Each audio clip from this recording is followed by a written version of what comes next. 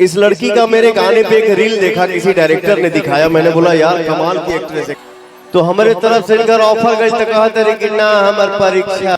Bhojpuri industry के power star Pawan Singh और आस्था सिंह की जोड़ी बहुत ज़्यादा लोग पसंद करते हैं। ये जोड़ी बहुत ही ज़्यादा सुपरहिट लगती है। पवन सिंह खुद अपने फिल्म में सॉन्ग में आस्था सिंह को ऑफ़र दिए थे आने के लिए, जबकि आस्था सिंह वो अपने लाइफ में टीचर बनना चाहती थी, पढ़ाई कर रही थी। और जब पवन सिंह उनको कॉल किया आस्था सिंह के कि आप बहुत ही अच्छी रील बनाती हो, रील देखने के बाद ही पवन सिंह उनके ऊपर फिदा हो गए थे।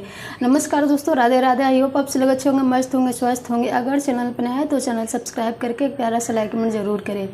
भोजपुरी इंडस्ट्री के एक ऐसे कलाकार है पवन सिंह, जो किसी भी लड़की को रील देखने के बाद वो अपने गाने में, सॉन्ग में, फिल्म में प्रमोशन तो देते हैं, ये बुला के काम करवाते हैं, लेकिन उसके बाद से सब लोग बस यही कहते हैं कि लड़की लोग के बहुत ही ज़्यादा कंप्रोमाइज़ करवाते हैं पवन सिंह। और अभी देखा जाए तो आस्था सिंह से भी उनको मतलब पवन सिंह को प्यार हो गया था, दोनों की शादी भी होने वाला था। वो तो आस्था सिंह बहुत ही ज़्यादा चतुर और चालाक निकली, जो वो किसी और से शादी कर ले, वरना पवन सिंह के जाल में ये भी फंसने वाले थे। वैसे आस्था सिंह और पवन सिंह की जोड़ी आपको कैसा लगता है कमेंट में ज़रूर बताएंगे।